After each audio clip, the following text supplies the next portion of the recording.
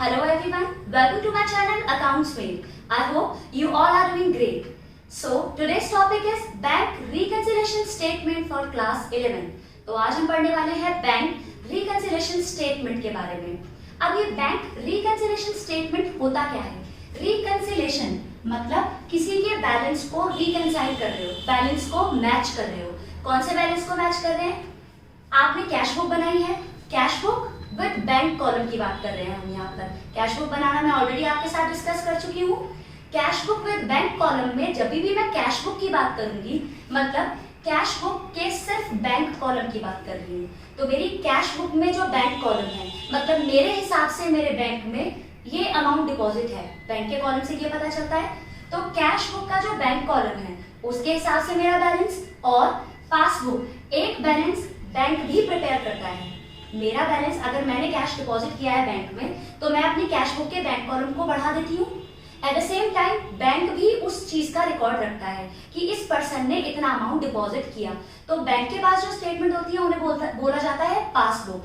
तो पासबुक के हिसाब से मेरे बैंक का बैलेंस, ठीक। तो इन दो बैलेंस को रिकंसाइल करने वाली स्टेटमेंट को बैंक रिकंसिलिएशन स्टेटमेंट बोला जाता है, ठीक। तो बेसिक सी चीज क्या याद रखनी है, जब भी मैं कैश बुक की बात कर रही हूँ तो मैं कैश बुक के बैंक कॉलम की बात कर रही हूँ। Cash book with bank column वाली बुक, 2 कॉलम कैश बुक में बैंक के कॉलम की बात कर रही हूँ। जब भी मेरा बैंक कॉलम बढ़ता है मींस जब भी मैं चेक डिपॉजिट करती हूँ बैंक में, मैं तुरंत अपना बैंक कॉलम इंक्रीज कर देती थी ना कैश बुक में। तो कैश बुक जब भी बढ़ती है, कैश बुक अगेन जब भी मैं कैश बुक बोल रही हूँ तो मैं बैंक कॉलम की बात कर रही हूँ, ठीक। तो कैश बुक जब भी बढ़ती है होती है डेबिट, और जब भी वो रिड्यूस होती है वो होती है क्रेडिट, करेक्ट। पासबुक मतलब मेरे बैंक का balance as per bank, bank के हिसाब से।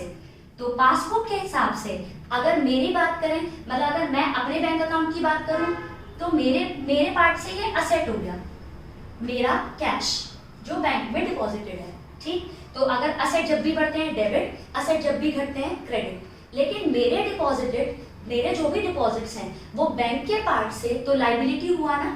तो लाइबिलिटी के पार्ट से आप उसे क्या कहेंगे? अगर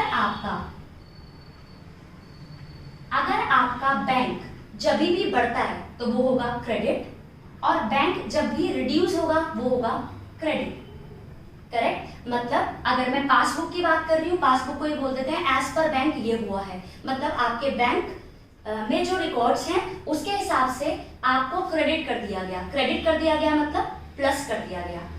आपका पैसा अगर कोई और अपने बुक्स में रिकॉर्ड कर रहा है मतलब बैंक अपनी बुक्स में रिकॉर्ड कर रहा है तो उसके लिए तो ये लाइबिलिटी है ना कि किसी पर्सन का डिपॉजिट उसके पास है। जब भी बैंक आपके अकाउंट को बढ़ाएगा वो करेगा क्रेडिट, और जब भी आपके अकाउंट को रिड्यूस करेगा आपको करेगा डेबिट। तो कई बार ये टर्म आती है क्रेडिट मेड बाय बैंक, मतलब बैंक ने आपको प्लस कर दिया। डेबिट मेड बाय बैंक मतलब बैंक ने आपको रिड्यूस कर दिया। तो आई होप आपको समझ में आ गया मैं रिकंसिलिएशन किसका करने वाली हूँ।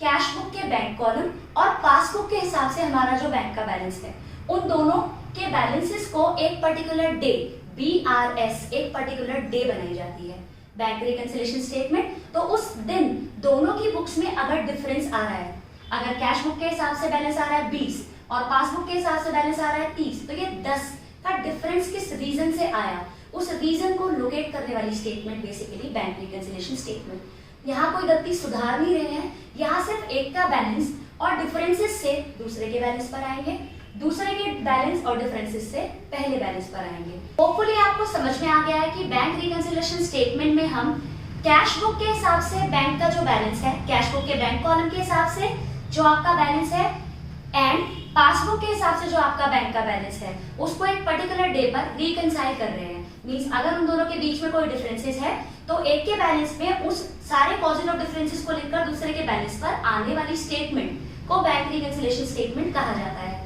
एक बार इसके मीनिंग को पढ़ लेते हैं। Bank reconciliation statement is a schedule showing the item of differences between the bank statement. Bank की ये एक ऐसा शेड्यूल है जो शो करता है बैंक स्टेटमेंट के हिसाब से उसका बैलेंस एंड कैश बुक के बैंक कॉलम में जो डिफरेंसेस हैं, जो कॉजेस ऑफ डिफरेंसेस हैं, उनको शो करने वाली स्टेटमेंट को बेसिकली बैंक रिकंसिलिएशन स्टेटमेंट कहा जाता है। तो यहाँ हमने बात की कुछ कॉजेस ऑफ डिफरेंसेस हैं, कुछ रीजन है जिसकी वजह से कैश बुक का बैंक कॉलम और पासबुक के हिसाब से जो बैंक बैलेंस है वो डिफरेंट हो जाता है। तो वो रीजंस क्या है, अब उनको वन बाय वन डिस्कस करते हैं। सबसे पहला पॉइंट कॉजेज ऑफ डिफरेंसेस का, चेक इशू, आपने चेक इशू कर दिया but not yet presented for payment. अगर आप कभी भी अपना चेक इशू करते हो तो आप कैश बुक को तुरंत रिड्यूस कर देते हो। कैश बुक के बैंक कॉलम की बात कर रही हूं मैं, ठीक। तो अगर आप कभी भी चेक इशू करते हो तो आप कैश बुक रिड्यूस कर देते हो, लेकिन अगर वो प्रेजेंट ही नहीं हुआ फॉर द पेमेंट तो पासबुक में तो इसकी कोई एंट्री होगी ही नहीं, करेक्ट। तो ये एक डिफरेंस है। कई बार ये इंडिविजुअली भी पूछ लिया जाता है, what are the causes of difference in BRS, in bank reconciliation statement. So पहला कॉज ऑफ डिफरेंस क्या है, चेक आपने इशू किया but not yet presented for payment, लेकिन वो पेमेंट के लिए प्रेजेंट ही नहीं हुआ। चेक इशू करा तो cash book minus, passbook no entry, correct. Second point is cheque paid and deposited into the bank not yet collected by bank. मतलब आपने चेक इशू कर दिया, इशू नहीं है यहाँ पे, उल्टा चेक पेड और डिपॉजिटेड, आपने चेक डिपॉजिट किया into the bank not yet collected by bank. आपने चेक अगर बैंक में डिपॉजिट कर दिया तो तुरंत आप अपनी कैश बुक को इंक्रीज कर लेते हैं, लेकिन अगर बैंक ने अभी तक उसको कलेक्ट नहीं किया तो बैंक तो आपको नहीं बढ़ाएगा, तो पासबुक में इसकी नो एंट्री, करेक्ट। समझ में आया? ये बहुत इंपॉर्टेंट कॉजेज ऑफ डिफरेंसेस हैं, इनको समझने के बाद ही हम इसका क्वेश्चन स्टार्ट कर पाएंगे।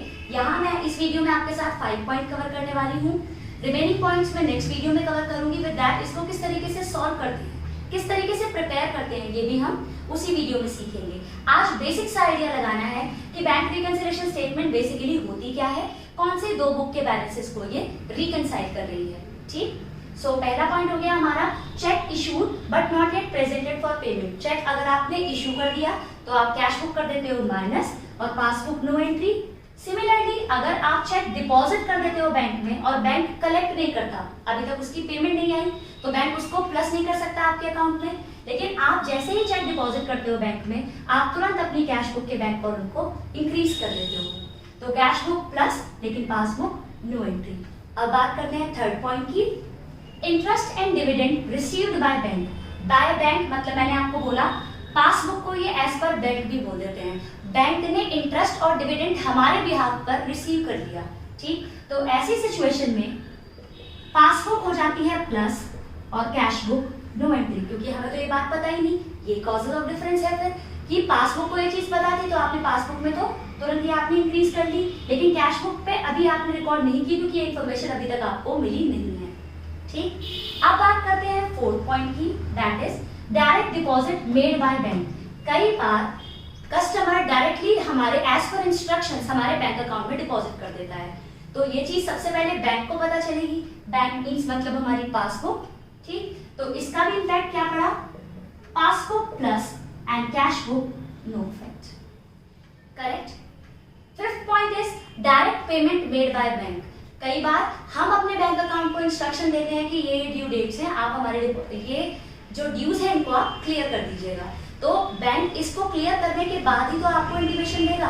तो अगर डायरेक्ट पेमेंट बैंक ने कर दी है तो इसका सबसे पहला इम्पैक्ट क्या हुआ, passbook minus cash book no effect, correct. तो आपको आज के लिए क्या करना है, सिर्फ आपको ये सिंपली याद रखना है कि जब भी आप बैंक रिकंसिलिएशन स्टेटमेंट बनाते हैं तो आपको cash book with bank column का जो बैलेंस है उसको रिकंसाइल करना है with your passbook balance, correct. Cash book जब भी बढ़ती है डेबिट होती है, कैश बुक जब भी घटती है क्रेडिट होती है।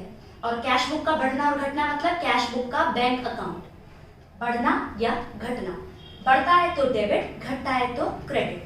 पासबुक मतलब पासबुक या एज पर बैंक, बैंक ने आपको क्रेडिट किया मतलब प्लस किया, बैंक ने आपको डेबिट किया मतलब माइनस किया, क्योंकि हमारे डिपॉजिट बैंक के हिसाब से बैंक की लायबिलिटी, तो लायबिलिटी जब भी बढ़ती है क्रेडिट, लायबिलिटी जब भी रिड्यूस होती है आपकी डेबिट। तो होपफुली आपको ये समझ में आ गया। बैंक रिकंसिलिएशन स्टेटमेंट का भी मतलब समझ में आ गया होगा कि एक ऐसी स्टेटमेंट है जिसमें बैंक की स्टेटमेंट और कैश बुक के बैंक कॉलम को एक पर्टिकुलर डे पर रिकंसाइल किया जाता है, इन दोनों के बैलेंस को रिकंसाइल किया जाता है। बैलेंस और कॉज ऑफ डिफरेंस से दूसरे के बैलेंस पर आप आते हो, तो इसको किस तरीके से सॉल्व करेंगे ये नेक्स्ट वीडियो में हम कवर करेंगे। फिर हमने कवर किया कॉजेज ऑफ डिफरेंसेस, क्या क्या ऐसे रीजंस होते हैं जिनसे आपकी कैश बुक का बैलेंस और पासबुक का बैलेंस एक पर्टिकुलर डे मैच नहीं हो पाता। तो रीजन क्या है? आपने चेक इशू कर दिया लेकिन अभी वो प्रेजेंट नहीं हुआ पेमेंट के लिए। चेक इशू मतलब cash book minus passbook, no entry. अगर आपने चेक डिपॉजिट कर दिया लेकिन अभी तक बैंक ने कलेक्शन नहीं किया है फ्रॉम द सेम, तो cash book plus passbook, no entry. अगर इंटरेस्ट और डिविडेंड बैंक को रिसीव हो गया है, बैंक मतलब passbook plus cash book, no entry. अगर direct deposit made by bank, अगर किसी कस्टमर ने डायरेक्टली आपके बैंक अकाउंट में डिपॉजिट कर दिया है, तो passbook plus cash book, no entry. अगर बैंक ने आपके बिहाफ पर पेमेंट कर दिया है, तो direct payment made by bank, passbook minus cash book, no entry. Correct? तो होपफुली आपको थोड़ा सा हिंट लगा है कि आप बीआरएस में क्या करने वाले हैं। ये 5 कॉजेज ऑफ डिफरेंसेस होपफुली आपको क्लियर है। अगर आपको मेरी वीडियो अच्छी लगती है तो इसे लाइक कीजिए, शेयर कीजिए, subscribe my channel and don't forget to press the bell icon so that you can get the notifications of my latest updates. Thank you.